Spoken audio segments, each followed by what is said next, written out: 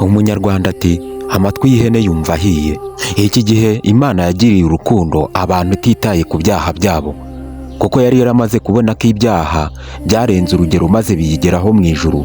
Imana imaze kurambirwa impuhwe n'imbabazi igirira abo mu isi ariko bagasubira mu byaha, yararebye ibona igiye kurimbura isi. Niko kwegera umugaragu wayo Nowa ati genda unyubakire inkuge, ubwira abantu ko isi igiye kurimbuka kandi ikarimbuzwa n'umwuzure, nibaze biyubakire ubuhungiro. Nowa akibivuga baramusetse cyane, baramumwaza ndetse baramusuzugura. Wibuke neza, iyo umukozi atumwe ku kazi ukamusuzugura uba usuzuguye nyirako. Bivuze ngo ikiremwa muntu cyagomeje gusuzugura Imana ariko impuhwe zayo ntago zavuyeho. Yategetse Nowa ati babwire ikigore n'ikigabo byinjire. Inyamaswa zamenye ubwenge zirinjira ariko umuntu agomeza gusuzugura. Imana itanga ikimenyetso cy'impuhwe n'imbabazi, itonyangisha udutonyanga.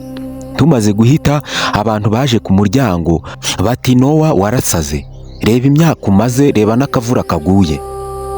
Mu kanya gato Imana yahise ikinga urugi maze ijuru risa n'iritobotse, imvura iragwa. Abantu bagiye bamenya ko burya ibyo Nowa yakoraga n'ibyo yubakaga bifite agaciro. Niko kuza biruka, Imana impuhwe zari zarangiye yakinze urugi rw'inkuge. Bahamagaye Nowa ati ese Nowa wadukingura ukatugirira impuhwe? Nowa we yari kugira impuhwe agakingura, ariko Imana yaraje irikingira. Abantu bagomeza kumwarira hanze maze barapfa barashira. Kutumva byicisha nyirabyo. Imana iratwinginga umunsi ku munsi ngo twakire agakiza, dukurikire Uwiteka, niwe nzira y'ukuri n'ubugingo, ituyobora mu byiza tugasuzugura. Umunsi impanda izaba ni nk'uko bizaba, nk'uko byabaye ku bwa Nowa, maze abatarumviye intumwa bakorwe n'isoni. Inkuge yacu iki gihe yubatswe n'Umwami wacu Yesu Kristo, niwe Nowa w'iki gihe. Kwinjiramo ni ubuntu, ni mu gakiza yakaduhaye ku buntu, mureke tugakurikire.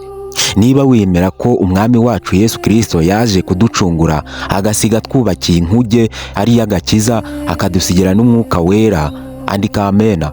Niba nta mutima mubi kandi like kuri iyi video, following iyi page kugira ngo ujye ubasha kumva iki kiganiro. Bitari ibyo bizakugora kongera kunyumva. Niba nta mutima mubi, fata telefone yawe ufungure urubuga rwa YouTube, wandikemo Ibyamamare TV 23 ukande kuri subscribe. Ngushimiye ko ugiye kubikora. Imana iguhe umugisha, ndabashimiye.